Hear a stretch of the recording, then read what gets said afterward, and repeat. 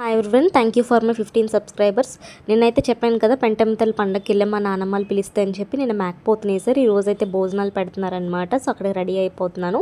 First అయితే నేను నా ఫేస్కి మాయిశ్చరైజర్ అప్లై చేసుకుంటున్నాను, నైస్గా బ్లెండ్ చేసుకుంటూ. అండ్ నేను ఒకటి యూస్ చేసే ఫార్ములా ఏంటంటే, నేను ఒక మాయిశ్చరైజర్ నుంచి నెక్స్ట్ ఏదైనా క్రీమ్ అప్లై చేసే ముందు అట్లీస్ట్ 5 to 10 minutes గ్యాప్ ఇస్తానమాట. నేను ఇది ఒక డెర్మటాలజిస్ట్ దగ్గర నుంచి తెలుసుకున్నాను, క్రీమ్కి గ్యాప్ ఇవ్వాలని చెప్పి. ఈ లోపు నేను ఇయర్ రింగ్స్ తీసేసుకుంటున్నాను. ఇవి వచ్చేసరికి మేము GRTలో తీసుకున్నాం అనమాట. మా మ్యారేజ్ టైంలోని మా హస్బెండ్ అనేది తీసుకున్నారు ఇది నా కోసము. అది పెట్టేసుకున్న తర్వాత నేను లాక్మే సన్ స్క్రీన్ వాడుతున్నాను. ఎండ అయితే బయట దారుణంగా ఉంటుంది, చాలా దారుణంగా. సన్ స్క్రీన్ కూడా నేను పోర్స్ లోపలికి వెళ్ళేటట్టు నీట్గా లోపలికి బ్లెండ్ చేసేసుకుంటున్నాను, ఫేస్ మీద రబ్ చేసుకుంటూ.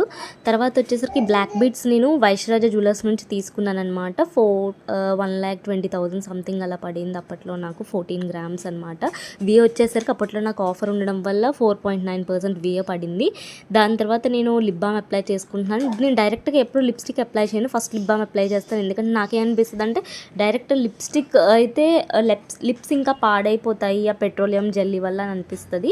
సో నేను అందుకే మంచి మాయిశ్చరైజర్ లిప్స్టిక్ యూస్ చేస్తాను. తర్వాత 10/5 వల్ల వైన్ షేడ్ యూస్ చేసుకొని గోల్డ్ కలర్ బింది అనేది పెట్టేసుకుంటున్నాను అనమాట. గోల్డ్ కలర్ బింది పెట్టేసుకున్న తర్వాత నేను కొంచెం కాంపాక్ట్ కింద నేను స్పిన్స్ బీబీ పౌడర్ అనేది యూస్ చేస్తున్నాను. మోస్ట్ ప్రాబ్లీ నాకు చిన్నప్పటి నుంచి కూడా ఇదే అలవాటు అనమాట, పౌడర్ రాసుకోవడము.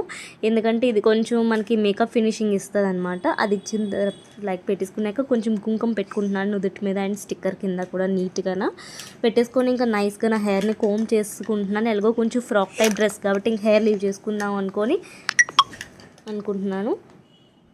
చేసుకున్న తర్వాత వాచ్ వచ్చేసరికి ఇది టైమెక్స్ నుంచి అనమాట, మా హస్బెండ్ గిఫ్ట్ చేశారు ఇది కూడా. తర్వాత ఈ బ్యాంగిల్స్ వచ్చేసరికి చార్మినార్ హైదరాబాద్ వెళ్ళేటప్పుడు చార్మినార్ దగ్గర తీసుకున్నాం అనమాట. ఈ బ్యాంగిల్స్ కొంచెం బ్రౌన్ షేడ్ ఉన్నాయి, దీని మీదకి సెట్ అవుతాయని వేసుకున్నాను. నేను ఫైనల్లీ ఇదే నా లుక్ అండ్ మా చిన్నోడిది కూడా ఇదే అనమాట అవుట్లుక్. సో ఎలా ఉన్నానో కమెంట్ చేయండి. Thank you everyone. Subscribe more for my updates.